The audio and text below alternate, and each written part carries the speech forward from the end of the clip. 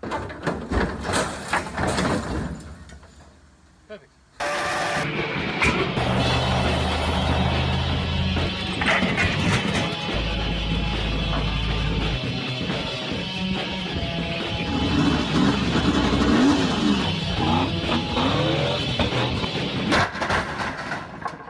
Perfect. Alright, today is Tuesday, the 11th of February, I think. So the car's got to go to its wheel alignment and get the aircon regassed tomorrow, so it has to be driving today. Got a new master cylinder, as the one that I had a sticky piston in it, and then I hit it with some compressed air to pop the piston out. I caught the piston, I caught the seal, both in a rag, but the spring hit my workbench, ricocheted off a car and disappeared into the grass. So that was no good. Thankfully, a buddy that I'd been buying parts off for my Stagia tyre had this BM50 sitting around, because Stagia's run a BM50, although it didn't have BM50 written on it. It's the same part, just different manufacturer. So I was able to grab that off him, bolt it in. It was already full of fluid. It works great. All the lines are bled up. All the brakes are bled up. They all work. So that's awesome.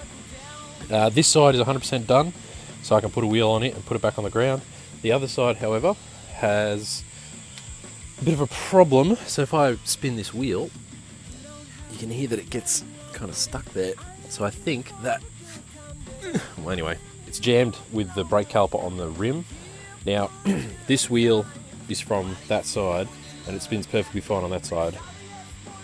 So I thought that wheel was out of round, which is the one that's supposed to be on here. Anyway, basically this wheel's perfect, and it still drags. So I think it's a problem with the wheel bearing, and I've had a bit of a look, and it does have some wobble in it, so the wheel bearing's probably bad. Either that, or I haven't put it back together properly. So I was doing this late last night, and it was getting kind of loud because the neighbour's house was right there. So I'm going to rip this apart, double check that wheel bearing, make sure it's all good. If it's not, I'll replace it. If it is, back to the drawing board to figure out what the fuck's going on. Other than that, the last thing I need to do is the handbrake cable. So let's see, it's run there, and the last thing I really want to do is, I've got these washers, and I'm very badly drilling them out to slightly bigger so that it fits over the handbrake cable itself, so I can shim this up a little bit so I can run the little clip, this clip here, to hold the cable in place. So once I've done that, I will check clearance from this wheel to the cable when it's installed to make sure that's all good, and if it is, I'll just slap it back together. If it's not, I'll figure out where to route this cable or how to hold the cable so that it doesn't rub at all, and then I'll tension and adjust the handbrake cable and everything, and adjust the shoes and stuff. So yeah, that's pretty much that. They're the last two things I got to do. Transmission's full of fluid, gearbox is full of fluid, tail shaft's in and tight. I spanner checked the rear end, I spanner checked the front end. So many bolts were loose. I'm very embarrassed by that, because I never ever leave bolts loose. But because I'd be working on it and then it'd start raining, I just have to pack everything up and walk away from it. So I just started jobs left, right and centre, didn't finish any of them, which is not my style, and not very happy with it. So anyway, went through and spanner checked everything. It's all good, which is great. Yeah, that's probably about it. Car's pretty much done. It's got to be on the road today. Wheel bearing's the biggest issue I've got. We're set. Alright, so the car's finally on the ground. Rear fitment's garbage because the spaces I had in there don't fit anymore. Or at least I don't think they do. I'll maybe try that later. The front fitment is pretty damn good. So you can still just squeeze a finger through there. Which is great for a road trip fully loaded. But the alignment, fucking garbage. Thankfully it's in the direction that I can adjust it, so I'll likely just try and drive this out the front and adjust it out there, because it's wet, it's dirty, it's crap out here, so time to move all this junk. Well, I just took it for a test drive around the block. The alignment is horrendous, the scraping is really bad, the diff makes a hell of a noise, the gearbox springs are too stiff, and the gearbox makes more noise than I'd like for a brand new one. But other than that, feels pretty good. Handbrake could do with a little bit more work. It does hold the car, like the car's sitting on a hill now and it's fine. But yeah, man, that front fitment is wild. The rears definitely need work. Anyway, it's good for now. We'll get the alignment dialed and it'll be right to make it to halfway hangs, I think. Right, so I'm down here at Fulcrum Suspensions, getting the wheel alignment done. My boy Brandon's hooking me up, and he reckons it's not too bad, all things considered. So give it an alignment and see how it goes. After this, got to fix the brake drag issue. Alright, boys at Fulcrum Suspension got it dialed in. Drives great now. Definitely needs some adjustable caster rods, but it'll be fine for now. The rear end was actually spot on. I'm quite surprised that my dodgy driveway alignment got the rear pretty good. I'm happy with it. And yeah, she drives great. And I think the gearbox is bumping the floor a little bit. So maybe chase down a new gearbox mount, but other than that, ready to rip. So it's a gorgeous day here in sunny Queensland. It's nice and raining. Working in OSHA approved footwear. Anyway, just doing a service on the old girl. Just tidied up some zip ties and stuff under here for the steering rack boots, and starting to check the rear end again because it was making some noise. I think I just got to get used to it because of the solid arms.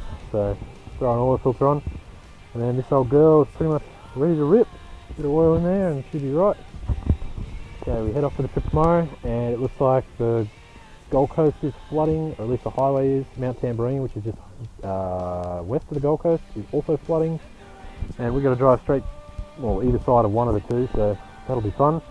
Gonna have to wish I bought a 33 so that the old boat can make it through, but we'll see how the panel van, Escort and the old 31 wagon manage.